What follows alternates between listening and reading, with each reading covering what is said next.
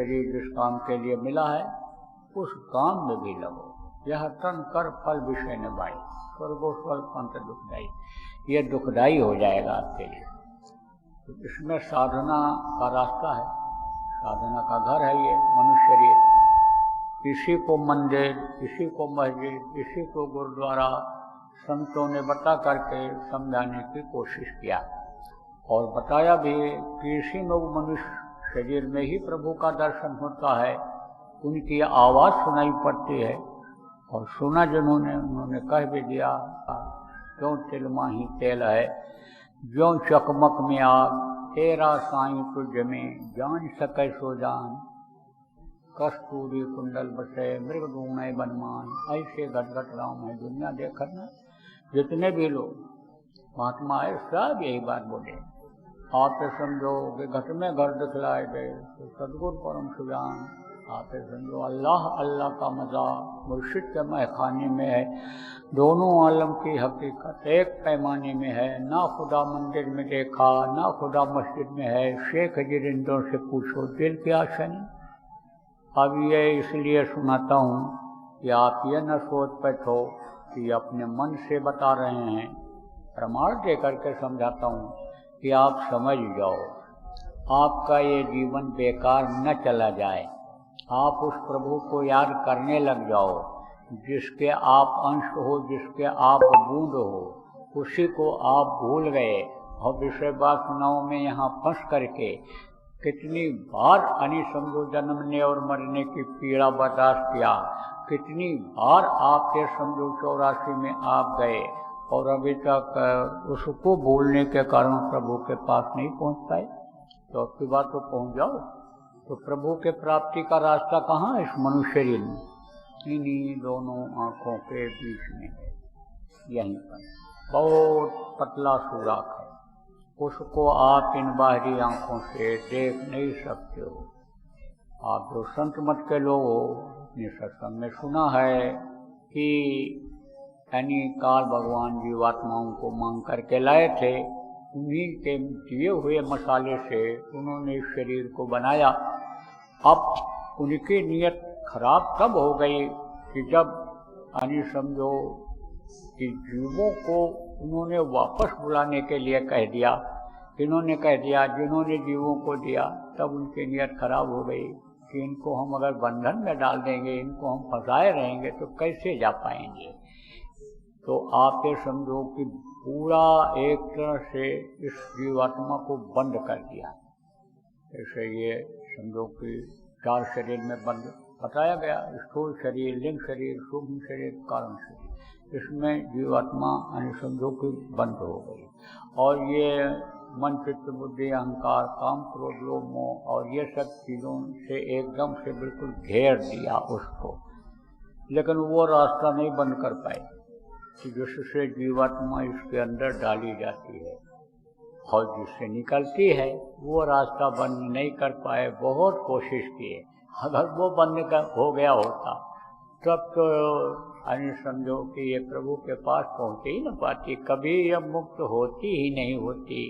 आप समझो यही रह जाती। लेकिन वो रास्ता खुला हुआ है, अब भी खुला हुआ है। आप जब कहोगे कि खुला हुआ है दर्शन करने का, और लोगों ने महात्माओं ने कहा कि भाई दर्शन होता है इसी मनुष्य शरीर में, संतों ने किया, लोगों को कराया, हमारे गुरु महाराज जैसे संत ने बहुत से लोगों को दर्शन कराया, अपने घर अपने मालिक के पास पहुंचा दिया। तो समझो कि आप कहोगे भाई हमको क्यों नहीं होता? हमको होना चाहिए। देखो कर्मों के पर्दे लग गए। कौन सा कर्म?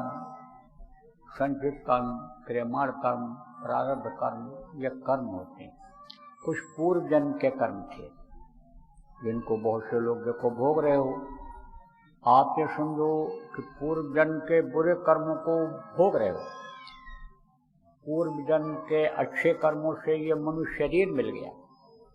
अब उन्हीं भोगों में यानी समझो कि आप हाथ पैर आँख कान से कर्म करते हो, क्रियमाण कर्म जिसको कहते हैं, उससे वो भोग और बढ़ता चला जा रहा है, उसी से बढ़ता चला जा रहा है वो।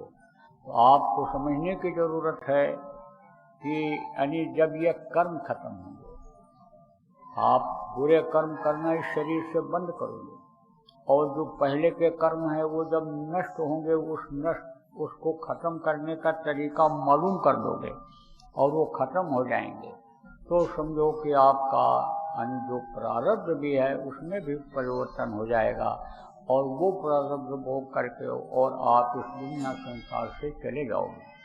और अगर इस समय चूक गए, जो यह मानो मंदिर है इसको आपने गंदा किया, इसके अंदर मुर्दा मांस डाला, इसके अंदर और गंदी चीज़ों को डाला, और यह मस्जिद ही, यह गुरुद्वारा, यह मंदिर ही गंदा हो गया, कितना भी पूजा पाठ करोगे, कितना भी साधना करोगे, कितना भी हवन करोगे, फूल पत्ते देवता को चढ़ाओगे, आपसे समझो फायदा नहीं होगा। तो कहने का मतलब ये है कि साफ सुथरा रखोगे इसको, तो समझो कि यह मंदिर से पूजा उपासना के लायक आप रहोगे। तो आप ये समझो शरीर से ऐसे कोई कर्म नहीं बनने चाहिए कि जिसको भोगना पड़े, और समझो आपके प्रारब्ध में आपके परिवर्तन आ जाए, बदलाव आ जाए, जो चीज़ प्रारब्ध में नहीं है जिसकी आपको ज़रूरत है वो चीज़ मिल जाए। तो कर्म ये बंधन होते हैं, पाप बंधन भी होता है, पुण्य बंधन भी होता है। पाप जो करता है नरकों में जाता है, मारा काटा जाता है, चढ़ाया जाता है, और जो समझो पुण्य करता है वो स्वर्ग और वैकुंठ में जाता है। लेकिन स्वर्ग और वैकुंठ में सुख तो बहुत है, कोई गंदगी नहीं है, कोई वहाँ लड़ाई झगड़ा नहीं है, कोई ईर्षा द्वेष नहीं है, कोई वैमनस्यता नहीं है, कोई समझो कि किसी भी प्रकार का तकलीफ नहीं है, खाने की रहने की कोई तकलीफ नहीं है। लेकिन वहाँ फिक्र उनको ज़्यादा रहती है, किसको, जो देवी और देवता हैं, किसकी, कि हम प्रभु के पास पहुँचेंगे कैसे, हमको जो ये योनि हमारी छूटेगी कैसे। उनको ज़्यादा फिक्र रहती है कि हमको मनुष्य शरीर में जाना पड़ेगा, 9 महीने लटकना पड़ेगा। आप ये समझो अगर कोई रास्ता बताने वाला नहीं मिला, समर्थ गुरु नहीं मिले, तो हम फिर कर्म के बंधन में बंध जाएंगे और फिर हमको यहाँ आना पड़ेगा।